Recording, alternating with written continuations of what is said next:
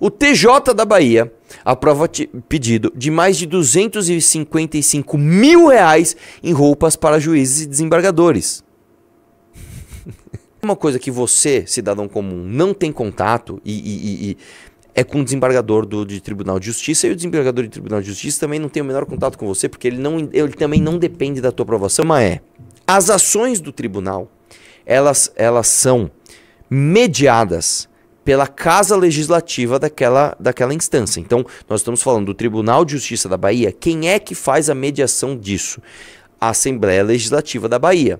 Aí eu pergunto para você, num ambiente onde a esmagadora maioria dos parlamentares tem o seu rabinho preso, né, com questões jurídicas que serão julgadas pelo Tribunal de Justiça do seu estado, você acha que eles vão fazer alguma coisa para frear esse tipo de medida? Cara, eu na Lesp eu vi isso acontecer inúmeras vezes. Vem lá, aumento de não sei o que lá. E os deputados, não dá. Aí ia lá o otário, né? Ah, que absurdo, e papapá. Né? Então, eu vou te dizer, velho. Se a gente não consegue nem cobrar ministro do STF da forma certa, porque tá no hype, as pessoas hoje sabem o que é um STF. Você acha que a gente vai cobrar desembargador de TJ? Que a cobrança tem que ser via deputado estadual? Ô mano, eu votei em você para deputado estadual. Então você, como deputado estadual, você trate de acabar com os privilégios e benefícios absurdos do Tribunal de Justiça do nosso estado. Você acha que alguém cobra isso de algum deputado estadual, ainda mais da Bahia? Cara, eu fui deputado estadual em São Paulo. Ninguém me cobrava essa porra, ninguém nem sabia. Eu fazia porque eu era otário mesmo. Eu acreditava na causa. Quantas e quantas vezes o Melão vinha lá no gabinete. O Arthur, hoje da pauta tem um negócio aqui que é do tribunal, meu.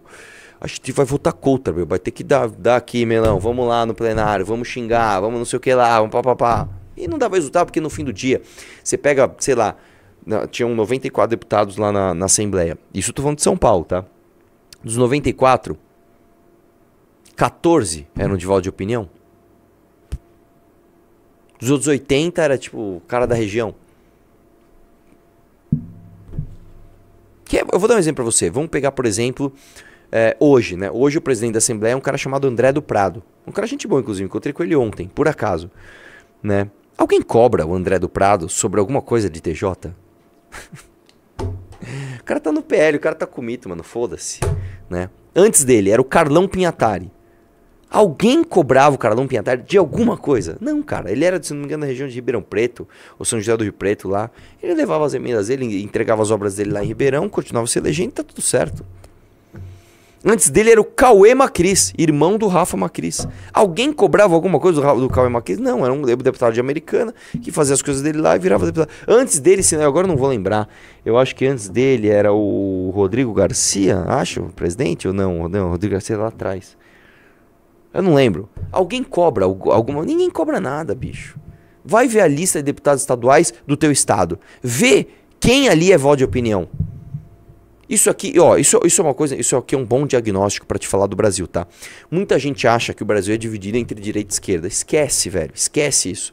Pega a lista de deputados, esse aqui é o melhor diagnóstico pra pegar. Pega a lista de deputados estaduais do seu estado. Eu não sei qual estado você tá. Sei lá, você tá aí no Mato Grosso, pega lá. Você tá em Roraima, pega lá a lista. Vê quais deles têm uma opinião firme em relação às coisas que importam pra você. É de direita, é de esquerda, é aborto, é isso aqui. Você vai ver um ou outro ali. A esmagadora maioria é deputado de região, que no máximo o cara tem uma causa. Então vou dar um exemplo. Tinha, por exemplo, sei lá, o deputado do táxi. Por exemplo, tinha um deputado lá, que era o Márcio da Farmácia.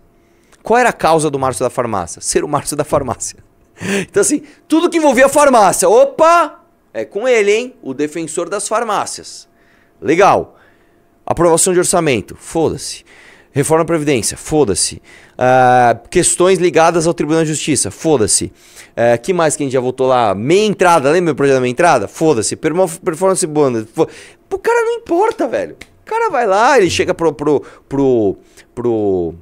corporativo dele de farmácias. Eu aprovei 2, 3 projetos aqui pra nós. E legal, hein? Tá fazendo um bom trabalho. E todo o resto? Não quero saber, velho. Então não tem cobrança, brother. Então sabe o que adianta eu vir aqui xingar os desembargadores lá da Bahia? Nada. cara vai continuar desembargador, o cara vai continuar com o benefício dele e vai continuar aumentando e a gente vai continuar assistindo isso porque quem é pra gente cobrar, a gente não cobra. Essa aqui é outra, tá? Esse aqui, cara, pra mim, é o exemplo de uma sociedade doente, tá? E aí eu vou te dizer o porquê que isso acontece, que também é uma camada a mais que não tá na superfície. Dá uma olhada na notícia. A notícia é a seguinte: juíza condena jornalista por revelar salário público de desembargadora. Ainda que lhe cause dissabor, uma autoridade pública pode e deve ser escrutinada e, nisso, em nada se extrapola o direito de informar, diz a Abrage, né, que é a Associação, né, dos Jornalistas. A Abrage, nessa quinta-feira, que se manifesta preocupação com a decisão do Justiça do Rio Grande do Sul, que condenou a jornalista Rosane de Oliveira e o jornal Zero Hora a pagar a indenização de R$600 mil a desembargadora Iris... E saiu com letra minúscula. Iris Helena Medeiros Nogueira, ex-presidente do TJ do Rio Grande do Sul, por ter divulgado dados públicos e verdadeiros sobre a remuneração da magistrada. A desembargadora ingressou com um pedido de indenização por danos morais, depois do jornal informar os valores que ela recebeu como magistrada do tribunal. A própria sentença que condena a jornalista afirma que os dados são públicos e verdadeiros. Cara, que é isso, velho? Que é isso, velho? Desce aí um pouco mais. Aí tem a nota dos caras. Desce mais, desce mais, desce mais. Tá, a nota da Abrage. E aí, desce mais. Acabou? Tá, só tem a nota da Abrage. O lance é o seguinte, velho. Por que isso acontece nesse país? Vamos escrutinar as camadas. Em primeiro lugar, juiz se sente super-herói. Esse é o primeiro ponto. O cara acha que ele pode fazer tudo aqui no Brasil e realmente pode. Porque vamos lá. Se um dia essa magistrada ou outra qualquer faça qualquer coisa que fira o decoro ou o que ela deveria fazer enquanto juiz ou juíza, qual é a punição dessa pessoa? Ela vai se aposentar com salário vitalício. Basicamente você ganha umas férias pro resto da sua vida ganhando o mesmo salário que você ganhava enquanto era juiz. Ah, mas então por que o cara continua trabalhando? Porque ele é apaixonado pelo trabalho? Não. Porque você estar atuante enquanto juiz lhe confere poderes, né, muito convenientes, né, quando se vive numa sociedade como a brasileira. Olha, eu sou desembargador aqui, cara. Você não precisa de um negocinho ali? Pô, eu tenho um amigo também desembargador aqui. Eu papapá. E você sabe do que eu tô falando. Agora, nós vivemos num país, aí já vai a segunda camada de problema, onde se normalizou o absurdo através do Poder Judiciário. Por quê? Porque não há cobrança nem direta da sociedade, porque nem é previsto que você cobre diretamente um desembargador, ele é um cargo técnico, ele não tem que estar à mercê dos calores, tá, da sociedade naqueles momentos. Só que quem deveria frear esse poder, que são os deputados, não são cobrados. Por quê? Porque nós temos uma sociedade burra demais que não entende que não adianta você xingar a juíza. Não adianta eu vir aqui e falar, ah, essa mulher não presta. Não adianta. Você tem que cobrar o deputado para que ele corte os privilégios da casa onde essa mulher trabalhe e a partir dali a sociedade vai se sentir representada. Só que a gente não cobra. Essa é a segunda camada de problema. Só que tem uma terceira camada de problema. E essa aqui. O jornalismo hoje é tão desacreditado que isso nem causa comoção popular. Isso nem causa. Eu vou te contar uma coisa. A primeira manifestação do MBL, foi em 2014 ou em 2015, eu não lembro, quando o Grupo Abril foi vandalizado por divulgar uma capa com a foto da Dilma e do PT, dizendo eles sabiam de tudo, falando do esquema do Petrolão. Então foi lá, o Grupo Abril fez o seu papel jornalístico, criticou um governo e mostrou que haviam indícios esquisitos de corrupção naquele governo. Um grupo ligado ao governo foi lá e vandalizou a sede do Grupo Abril. O MBL surgiu defendendo a liberdade de imprensa, falando a imprensa tem de ter a liberdade de criticar um governo. Esta mesma imprensa fez uma matéria falsa, uma fake news sobre o MBL. Foram mais de 5 mil pessoas nessa manifestação pedindo liberdade de imprensa. A manchete era: cerca de 1.000 pedem intervenção militar. Então a própria imprensa também se colocou numa situação onde as pessoas também não se sentem representadas. Então, olha a crise que nós temos. Nós temos um superpoder judiciário que faz o que quer, porque se institucionalizou, se normalizou o abuso de poder, essa é a verdade, não existe outra expressão do poder judiciário. Nós temos uma população burra que não sabe que para cobrar isso não adianta xingar diretamente, você tem que ir no deputado, mas ninguém cobra o teu deputado disso, porque ele entrega uma obra, você acha que está tudo certo, você recebeu o seu quinhão do teu voto, então você continua votando num corrupto vagabundo que tem rabo preso, que o judiciário nunca vai fazer nada. E 3, a imprensa, que é o órgão que deveria ser o principal denunciador desse tipo de absurdo, é desacreditado das pessoas porque tem uma agenda política, disfarça essa agenda política tentando se passar de imparcial e também não representa a maioria das pessoas. Então você tem uma crise profunda no Brasil, que faz com que esse tipo de coisa aconteça. É um absurdo do poder judiciário, é um abuso do poder, é um absurdo do poder legislativo que simplesmente não representa ninguém porque ninguém cobra, e um absurdo porque a própria imprensa está desacreditada no Brasil. Você entende como é difícil você contar a verdade, você explicar as coisas para as pessoas? O que seria mais fácil? Eu fazer agora um vídeo de 30 segundos no Instagram falando que isso é um absurdo e que isso de alguma forma está ligado ao PT ou ao esquerdismo. Aí, ó, é um comunismo, porque o comunismo, a imprensa não pode falar o salário do desembargador. E aí, ó, você que é comunista, você gosta do PT, né? Faz o L. Esse vídeo bomba, tá? Eu faço agora um Reels, ponho no Instagram, a galera, isso aí, meu, por isso que eu sou de direita. Não, você não é de direita. Porque hoje a direita não cobra o Flávio Bolsonaro de fazer a CPI da Lava Toga pra punir ministro do STF que faz merda lá em cima. Não, você não é de direita porque você não cobra o deputado estadual que fez arminha e falou que tava com mito agora em 2022 e tá cagando pra isso, não fez porra nenhuma contra o Tribunal de Justiça do teu estado. Você não é de ser um imbecil, assim como o petista que passa pano pro PT, você é um imbecil igual. E aí eu venho aqui te falar isso e vai machucar o seu coração e você vai me chamar de traidor, porque é difícil. É uma pílula que é difícil de engolir.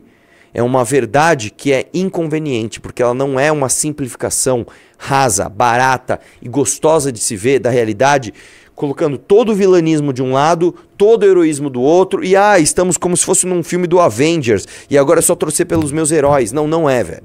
Não é. Já que a gente está falando disso, Procuradoria do município de São Paulo cria auxílio iPhone de 22 mil. Aê! Que bom, cara. Que legal. Os procuradores do município são advogados públicos, responsáveis pela defesa e assessoramento jurídico e de administração municipal. É a categoria com maior remuneração do funcionalismo municipal, R$ 46 mil em média, fora os auxílios. Isso é outra coisa que eu vou te explicar. Todo funcionário público, existe um teto para você, de salário para você, que é o salário do ministro supremo. Nenhum funcionário público pode receber salário acima do salário do ministro supremo. Como que faz para burlar isso? E uma vez eu na Assembleia denunciei isso, votei contra e fiz com que um projeto fosse derrubado assim.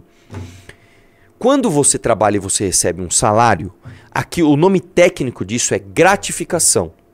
Então eu trabalhei, eu recebi uma gratificação pelo meu trabalho. Esta gratificação tem um teto, que é o salário do ministro supremo. Ela nunca pode bater, nunca pode superar aquilo. Só que, além de gratificações, eu posso receber as tais das indenizações que tecnicamente se chamam de verbas indenizatórias. Então o que eu faço? Vou dar um exemplo. Olha, eu sou um desembargador. E eu sou um procurador. Então eu recebo, por ser procurador, R$ 46 mil. Só que eu quero ganhar mais dinheiro. Então eu coloco ou um auxílio, tá, um auxílio iPhone. Me dá mais tanto aqui porque eu preciso de um iPhone. Eu sou um procurador. Ou, onde tem mais margem, uma verba indenizatória. Um dos projetos que eu travei na Lesp era justamente isso. Os caras foram muito malandros. Eles iam aumentar, eu não lembro agora exatamente o que era, mas eles iam trocar uma palavra que estava como gratificação e ia trocar como verba indenizatória. E ninguém viu isso. Ninguém viu isso. Aí eu li pra ele, sabe aquele negócio do Leonardo DiCaprio? Ele faz assim, opa, volta aqui. E tava lá, tava trocando A palavra aqui num parágrafo era gratificação, por outra vez eu falei, opa, isso aqui fura o teto. E eu fui lá, denunciei e não passou, tá? E agora eles criaram isso aí, velho, um auxílio iPhone de 22 mil. E sabe o que você vai fazer? Nada, porque no fim do dia você vai pagar pau pra algum deputado estadual que não tá fazendo merda nenhuma, mas ele está ou pagando pau falando que o Lula é maravilhoso ou que o Bolsonaro é maravilhoso, e você que é Bobson, você nunca vai cobrar isso do seu deputado. Ah, entendi. Então o cara vai lá, ele compra um iPhone ou um MacBook Air ou um monitor gamer. É porque com certeza o procurador precisa de um monitor gamer. E aí ele pede a indenização. Senão ele não consegue fazer velho. o trabalho dele. E sabe por que os deputados também não vão fazer isso? Porque o cara também tem uma verba, uma verba de gabinete que ele pode usar praticamente porque ele quiser e depois é só pedir indenização. É só pedir o reembolso. Então, sei lá, fui jantar com a Miss Missão aqui, levei ela no Rubaiá. Gastei R$2.000 na conta. Olha, precisei fazer um jantar político com uma importante liderança do Partido Missão. Me devolve o dinheiro. E aí você vai gastando o dinheiro dos outros assim. É assim, deputado vive assim, tá? Você vê deputado em restaurante chique, eu duvido que o cara tá usando o próprio cartão. Ele passa, aliás, às vezes ele pode usar o próprio cartão, mas ele vai lá com a notinha e pede o reembolso na casa, tá? Eu recebi hoje, vindo da ouvidoria do Supremo, uma postagem muito gentil de um cidadão que ele diz assim: o ladrão, esse bandido, estava nas ruas pedindo anistia para ladrão de banco, assassinos. Aí cita Gilberto Gil, Caetano Veloso, Dilma Rousseff e outros. E que eu estava em 79 pedindo anistia para essa gente nas ruas. Eu tinha 11 anos. Eu posso garantir que eu estava jogando bola, brincando de carrinho. Pausa aqui. Brincando de carrinho, tudo bem. Jogando bola... Mas vai. Mas o cidadão diz que eu sou um canalha. Aí ele me chama, ministro Alexandre, para não lhe deixar sozinho com os apelidos que nós achamos jocosos. Rocambole do inferno. É esse que vos fala. Ele falou o apelido, alguém riu no microfone. Volta um pouquinho. Eu acho que foi o próprio Alexandre. Volta um pouquinho. Olha lá, ouve lá. É esse que vos fala. Você viu? Rocambole do inferno. É esse que vos fala. Não, é o Alexandre, com certeza.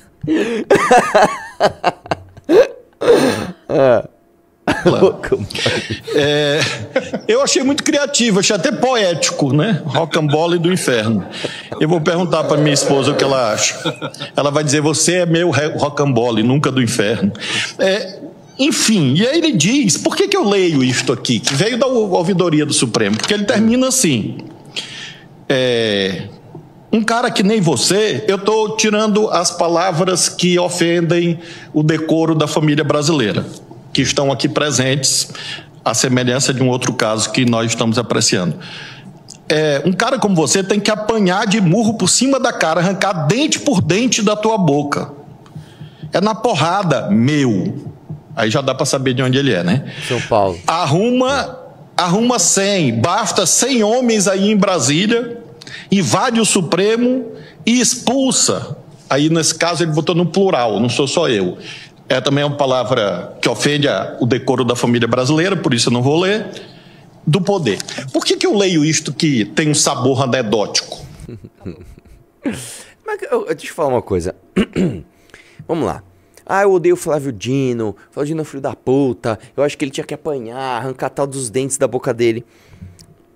Como que você acha que você vai combater o Flávio Dino? Fala pra mim, mandando um texto na ouvidoria do Supremo, chamando ele de rocambole do diabo e falando que ele tem que apanhar. Assim, é muito difícil pra você entender que você fazer isso, você faz justamente o contrário, você ainda dá mais poder pra ele. Porque se o cara quer justificar uma medida autoritária, você dá de... Estão falando que tem que arrancar todos os dentes da minha boca aqui, ó. Então, por conta disso, eu vou defender a democracia, tô dando um exemplo, tirando as redes de um influenciador que eu acho que ele é violento. O brasileiro é muito problemático porque a gente não consegue lidar com emoções primárias. Então, estou com raiva, vou sacar uma arma. A gente não consegue ter o freio, tipo assim, estou com raiva, tá, eu tô com raiva, mas eu não vou fazer uma coisa idiota que é sacar uma arma no meio da rua. Tá, eu odeio o ministro Flávio Dino. Já sei, vou escrever que tem que arrancar todos os dentes da boca dele e mandar para a ouvidoria do Supremo. Você não consegue ter um mínimo de cognição para pensar, estou com raiva, como eu lido com isso de uma forma menos imbecil? Porque isso é o básico do básico do básico, velho. Tipo assim, o cara chegar ao nível de mandar um e-mail, ou sei lá o que, pra ouvidoria do Supremo, chamando o ministro de rocambole do diabo, falando que tem que arrancar todas as bocas dele. Desculpa, cara, você é um cara que você tem que ser governado por pessoas que vão te explorar, porque você é muito burro. Você não consegue entender que o ministro Supremo, ele já chegou num nível onde a sua indignação não o atinge mais. Cara, você pode ficar putaço. Ah, eu odeio o Flávio Dino, eu odeio o Alexandre Moraes, eu odeio o Cássio Nunes, eu odeio o Barroso. Você pode odiar o quanto você quiser, mano. Os caras têm cargo vitalício. Os caras, se um dia eles fizerem merda, a punição é eles se aposentarem com salário integral, tá? E eles não dependem da tua opinião. Tá, então como é que a gente combate? Aí é que está a questão. Você vai precisar... É tipo Matrix, você vai ter que tomar Red Pill aqui da verdade. Você só combate ministro do STF de forma indireta. Como que é isso? Quem que ter poderes constitucionais para frear abuso supremo? Uma casa chamada Senado. Só que tem um outro problema já. Um senador tem mandato de 8 anos. Ou seja, às vezes, o senador acabou de se eleger. Ele tem 8 anos pela frente. Ele também não está muito aí para sua opinião. Aí sabe o que você tem que fazer? Você tem que começar a pensar até de forma mais indireta. Você tem que começar a pensar quem que ele quer influenciar para ganhar uma eleição. Então vamos supor, às vezes um senador que acabou de ganhar a eleição. Na próxima eleição é a eleição municipal. Ele quer que alguém ganhe para prefeito, alguém ganhe para vereador, porque ele só vai pedir voto para você dali 8 anos. Aí às vezes você tem que fazer propaganda contra o cara que ele tá apoiando numa vereança de uma cidade para atingir o senador, para atingir o ministro supremo. Só que você acha que o raciocínio do brasileiro chega nessa... Não chega. Não chega. Então, eu vou dar um exemplo. Não gosto do Flávio Dino. Tá, não gosto do Flávio Dino. Quero combater o Flávio Dino. Como que eu faço? Tenho que cobrar senadores. Então, vamos lá. Flávio Dino é de esquerda, ele é ligado ao governo do PT, ele é um cara que se diz comunista, etc. Existe, então, uma ala no Senado que é o oposto disso, que é a oposição. Quem são os nomes? Então, você pega lá um monte de nome, quem são os nomes do seu estado? Vou dar um exemplo, porque você é do Rio de Janeiro. Tem lá o senador, né, Romário. Você vai ter que cobrar o Romário, velho. Ô, meu, passa a lava-toga. Ô, meu, faz alguma coisa. E o Romário muito provavelmente vai cagar pra você, porque o Romário tá pensando assim, irmão, eu sou peixe, eu jogo futevôlei. E é isso. Então, eu vou te dar uma notícia, cara. Você pode xingar o quanto você quiser, você pode ir em manifestação de Bolsonaro, você pode fazer o que você... Você não vai combater o STF assim, cara. Como é que combate o STF? É muito difícil, cara. Ensinando as pessoas que tem um livro amarelo, que a gente precisa mudar a Constituição, que com essa Constituição a gente precisa cobrar senadores que façam PECs, pelo menos, para regular, né, e diminuir o poder de ministro supremo. Quem sabe um dia a gente sonhe com uma lava-toga, de fato, de ter uma CPI dos ministros com cobrança da sociedade direta aos deputados e aos senadores para que seja uma CPI... Eu não sei se dá para fazer uma CPMI, eu não sei se dá para fazer uma CPI mista disso, mas... envolver um pouco mais a sociedade nesse debate. Aí você tá pensando. Só que a galera hoje tá, mitou, voto em quem? Então você tá fudido, velho. Você tá fudido, né?